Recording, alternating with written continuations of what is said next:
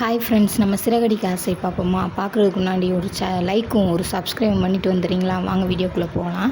நம்ம சத்யா என்ன செய்கிறாங்கன்னு பார்த்தீங்கன்னா, அக்காவுக்கும் மாமாவுக்கும் ஃபோன் பண்ணி அவங்களுடைய கார் இருக்கிற இடத்துக்கு வர சொல்லியிருக்காங்க. இப்போ பார்த்தீங்கன்னா, சத்யா லவ் பண்ணுற பொண்ணும் சேர்ந்து கேக் வாங்கிட்டு வந்து நம்ம முத்தோட கார்ஸ் இதில் கேக் வெட்டுறாங்க. கேக் வெட்டி முடிச்சுட்டு கொஞ்சம் நேரம் கழித்து அந்த பொண்ணு சொல்லுது, நான் உங்கள்கிட்ட ஒன்று சொல்லணும்க்கா அப்படின்னு சொல்லுது. சொல்லுமா அப்படின்னு சொல்கிறாங்க. நான் சத்யாவை லவ் பண்ணுறேன் அப்படின்னு சொல்கிறாங்க. நான் சத்யாவை லவ் பண்ணுறேன்றது சொல்லையில் அது முத்து சொல்கிறாரு, என் சத்யா லவ் பண்ணுறது எங்களுக்கு தெரியும், சத்யா எங்கள்கிட்ட சொல்லிட்டு தான் உன்கிட்ட லவ்வே சொன்னியா அப்படின்னு சொல்கிறாங்க. அதெல்லாம் சரிக்கா, நீங்கள் என்னால் சத்யா விட்டுட்டு ஒரு நிமிஷம் கூட இருக்க முடியாது, அதே மாதிரி சத்யாவும் என்னை விட்டுட்டு ஒரு நிமிஷம் கூட இருக்க முடியாது, அதனால் நான் சத்யாவை தான் கல்யாணம் முடிச்சுக்கலான் இருக்கேன் அப்படின்னு சொல்கிறாங்க. சரிம்மா பரவாயில்ல, நான் உங்கள் அம்மா அப்பாட்ட பேசி எப்படினாலும் நான் கல்யாணம் முடிச்சுக்கு தரேன் அப்படின்னு சொல்கிறாங்க. என்ன தான் நாங்கள் வசதியாக இருக்கோம்னு நினச்சிட்டு எங்களுக்கு கல்யாணம் முடிக்காமல் விட்றாதீங்கக்கா அப்படின்னு சொல்கிறாங்க. இல்லைப்பா, அவங்க அம்மா கை காலில் விழுந்தாவது கெஞ்சி நான் உனக்கு கல்யாணம் முடிச்சு வைக்கிறேப்பா அப்படின்னு சொல்கிறாங்க. இல்லைங்கக்கா, நீங்கள் எங்கள் அம்மா பேரை கேட்டால் அதுவும் உங்களுக்கு எங்கள் அம்மானா பிடிக்காது, எங்கள் அம்மாவுக்கு உங்களைனா பிடிக்காது, கட்டாயமாக நீங்கள் போய் கேட்டால் கண்டிப்பாக எங்கள் அம்மா பொண்ணு தரமாட்டாங்க அப்படின்னு சொல்கிறாங்க. நீங்கள் என்னம்மா சொல்கிறீங்க அப்படின்னு, சிந்தாமணி அம்மா தான் எங்கள் அம்மா அப்படின்னோடனே, இதோட 2 பேரும் லவ் பண்ணுறதை மறந்துடுங்க, இன்னும் கொஞ்சம் நாள் கழிச்சு உங்களுக்கே சரியாக போயிடும் அப்படின்னு சொல்கிறாங்க.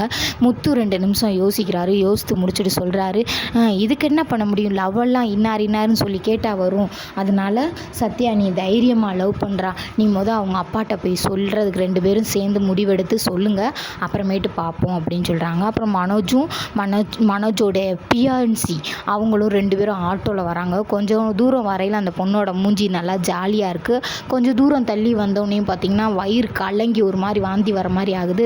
ஆட்டோ ஒரு இடத்துல நிப்பாட்டுறாங்க. நம்ம ரோஹிணி மேடம் பார்த்துடுறாங்க. பார்த்தோன்னே என்னடா அப்படின்னு சொல்லிட்டு பார்க்குறாங்க. மனோஜ் அவங்களுக்கு கூல்ட்ரிங்க்ஸ் வாங்க போயிடுவாங்க. அப்போ போகிற மாதிரி போய் அந்த பொண்ணுகிட்ட பேச்சு கொடுத்து, இந்த பொண்ணு யார் எவர் அப்படின்னு தெரிஞ்சுக்கிட்டு ஒரு இஞ்சி மரப்பா முட்டாயை வேற கொடுத்து திங்க விட்டுட்டு, நான் பியூட்டிஷன், நீங்கள் இப்படி வந்தனால உங்கள் ஃபேஸ்க்கு ஏதாவது ஆயிரும், நீங்கள் இந்த கார்டு வச்சுக்கோங்க, இந்த மாதிரி ஆச்சுன்னா என்னை கூப்பிடுங்க அப்படின்னு சொல்லிடுறாங்க ரோஹிணி.